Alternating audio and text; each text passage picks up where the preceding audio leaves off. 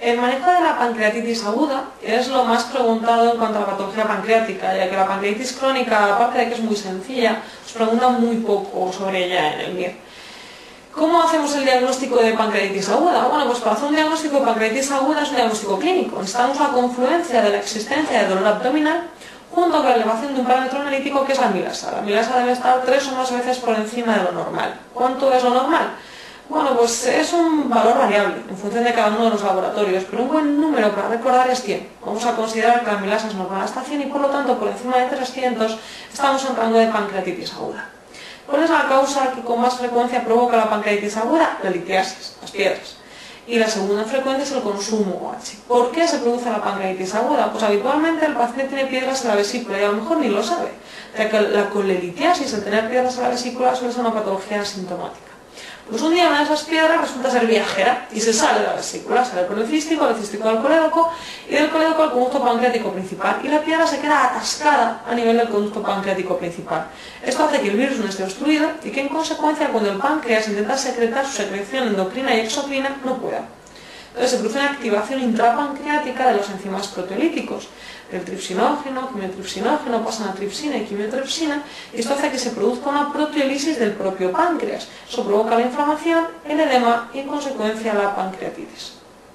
Ya hemos dicho que el diagnóstico es clínico y debemos tener muy claro que aunque todas las pancreatitis agudas del mundo se las haga una ecografía abdominal, la ecografía no sirve para el diagnóstico de pancreatitis. ¿Por qué entonces a todas las pancreatitis les hacemos una eco? Para el diagnóstico etiológico. Para lo que nos sirve la ecografía abdominal es para valorar si existe o no litiasis. No debéis olvidar que la ecografía ve muy mal el páncreas. La cabeza pancreática está rodeada por el duodeno y el duodeno está lleno de aire. En consecuencia interfiere mucho con la ecografía. Si queremos ver parénquima pancreático, la prueba diagnóstica de elección es bien el TAC o bien la resonancia, pero no va a ser la ecografía. En cambio, lo que sí que ve muy bien la ecografía es tanto la litiasis como la viabilidad, que es el motivo por el que se realiza.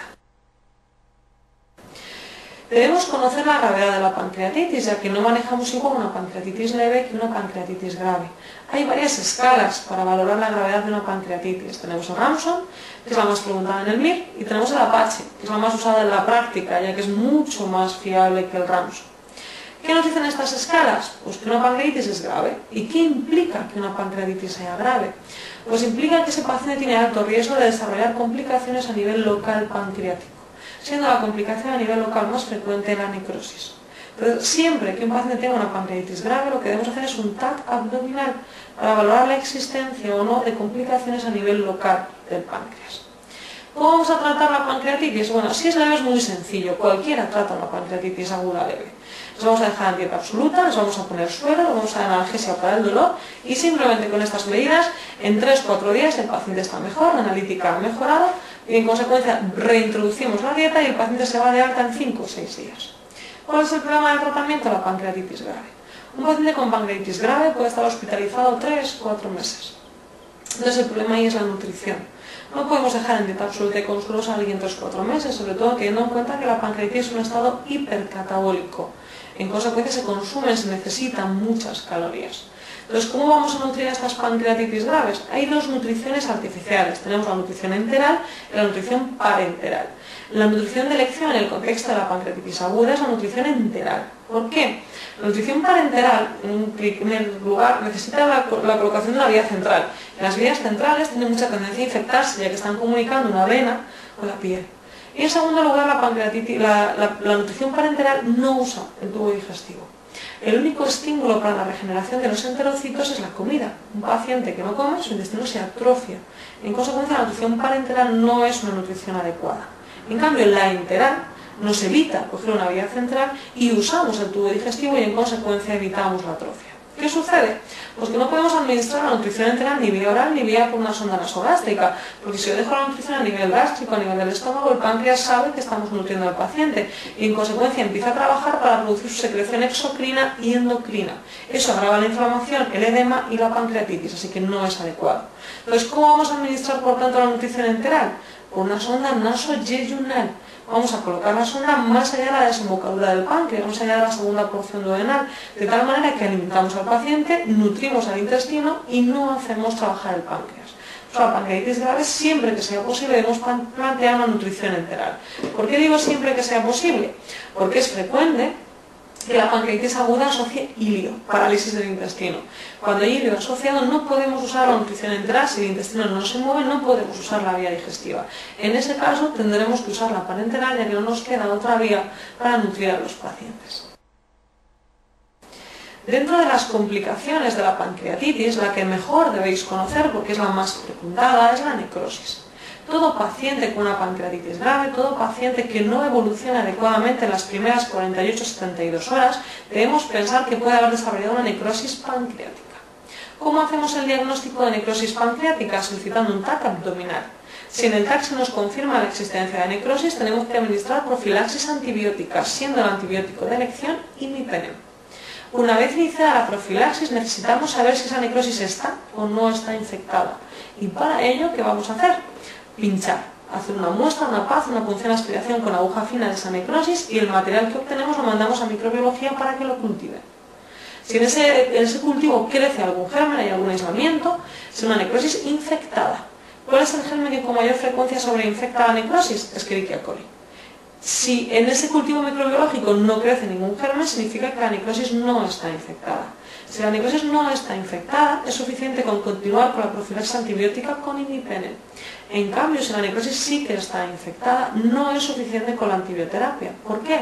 Porque un tejido necrótico es un tejido muerto sin vasos. En consecuencia, el antibiótico no puede penetrar dentro de la necrosis para matar esas Escherichia coli.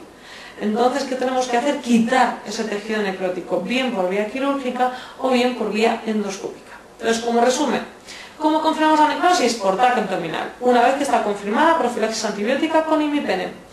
¿Qué vamos a hacer a continuación? Punción de aspiración con aguja fina de la necrosis. La mandamos a cultivar a microbiología. Si no hay ningún germen, continuamos con la profilaxis antibiótica. Si sí que crece algún germen, necrosis infectada, necrosectomía, ya sea por vía quirúrgica o por vía endoscópica.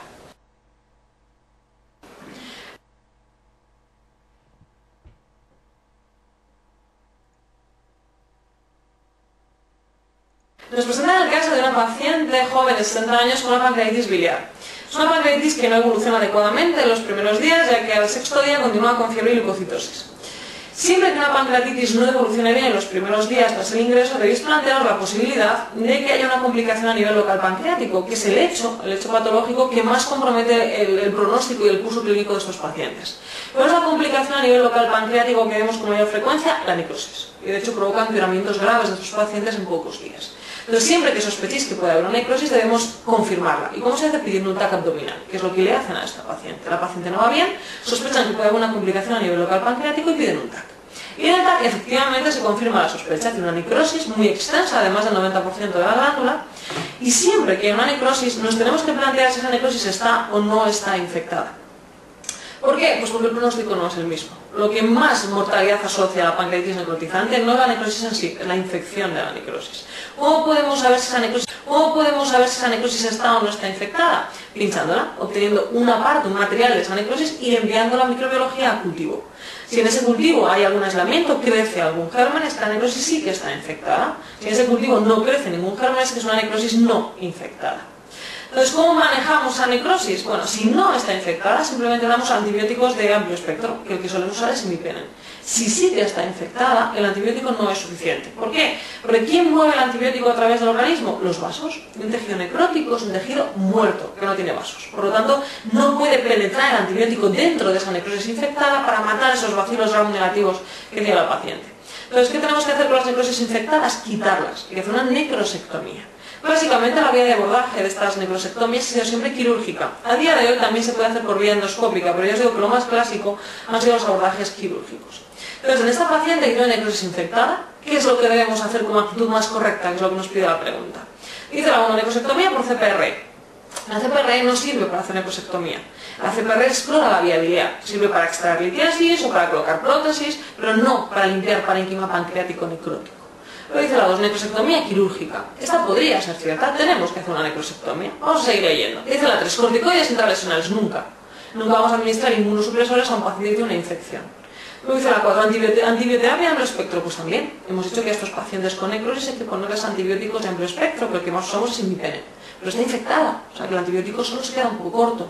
Entonces, ¿con qué opción nos quedaremos? ¿Cuál es la más correcta? La opción 5, que dice antibioterapia amplio espectro y necrosectomía quirúrgica, eso es lo más correcto. Debemos poner imipenem y quitar ese tejido necrótico infectado para mejorar la evolución del paciente. Si un paciente tiene un marcado empeoramiento en las primeras 48-72 horas y no tiene necrosis en el TAC, no debéis olvidar que otra complicación frecuente que vamos a ver en la pancreatitis biliar es la colangitis. El hecho de que una piedra obstruya el conducto pancreático principal impide el drenaje del virsum, pero también impide el drenaje del colédoco. En consecuencia, la bilis se acumula dentro del colédoco, se queda retenida y se puede infectar y puede aparecer la colangitis. Es un diagnóstico clínico, se hace por la tirada de Charcot, fiebre, dolor e ictericia. ¿Cuál va a ser el tratamiento de elección de esta colangitis aguda? Pues siempre que haya una piedra obstruyendo el conducto pancreático principal, es decir, siempre que sea una pancreatitis biliar, el tratamiento de elección va a ser la realización de una colangiopancreatografía retrógrada endoscópica, una CPR con esfinterotomía. Esto nos permite extraer la litiasis y restituir el flujo tanto por el colédoco como por el conducto pancreático principal. Debéis saber que la única medida que aumenta la supervivencia si se realiza de manera precoz en el contexto de la pancreatitis aguda es precisamente la CPR con esfinterotomía y extracción de piedra. Otra complicación relacionada con la pancreatitis aguda que debéis conocer y que debéis saber que aparece más tardíamente en la evolución de la misma es el pseudoquiste. Los pseudoquistes aparecen aproximadamente a los 15 días del episodio de pancreatitis aguda, más o menos cuando el paciente ya se está recuperando del episodio de pancreatitis aguda. Es la complicación más frecuente. Y debéis saber que clínicamente se manifiestan por hiperamilasemia asintomática. Es un paciente que clínicamente está bien, que está comiendo, que no tiene dolor, pero que sube la amilasa. Eso es lo típico de los pseudoquistes. Se suelen localizar en la cola, luego por frecuencia en cuerpo y lo más infrecuente es que se localicen en cabeza. ¿Cómo vamos a hacer el diagnóstico? Se ven habitualmente por eco abdominal, pero de elección es la realización de un TAC. ¿Cuándo los vamos a drenar? Pues solo vamos a drenar aquellos pseudoquistes que sean sintomáticos. ¿Qué entendemos por pseudoquiste sintomático? Pues aquel que se rompe y provoca un abdomen agudo, aquel que sangra y provoca una hemorragia intraquística, aquel que se infecta y da clínica infecciosa, o aquel que por su tamaño comprime órganos vecinos, por ejemplo el duodeno. Hay veces que un pseudoquiste de cabeza de páncreas es grande, comprime el duodeno y provoca vómitos. En ese caso hay que drenarlo porque está obstruyendo estructuras vecinas. Si el pseudoquiste es asintomático, no vamos a realizar ningún tratamiento ni ninguna medida de drenaje. Simplemente vamos a hacer un seguimiento periódico para garantizar que de manera progresiva ese pseudoquiste cada vez va siendo más pequeño. ¿Cómo hacemos el drenaje? Si el pseudoquiste está en contacto, ya sea con el estómago o ya sea con el duodeno, podemos hacer un drenaje por vía endoscópica a través de ecoendoscopia. Con una aguja atravesamos la pared gástrica o atravesamos la pared duodenal y llegamos al pseudoquiste. Creamos una comunicación entre el estómago y el quiste o entre el duodeno y el quiste. Eso se llama quistogastrostomía endoscópica o quistoduodenostomía endoscópica. Eso se suele poder hacer en pseudoquistes o bien de cabeza o bien de cuerpo que sean muy grandes. Pero los pseudoquistes de cuerpo más pequeños o de cola no son abordables por vía endoscópica, ya que necesitamos que haya contacto del quiste con la pared del tubo digestivo. Por tanto, los pseudoquistes de cuerpo o de cola, el drenaje de elección se hace por vía quirúrgica.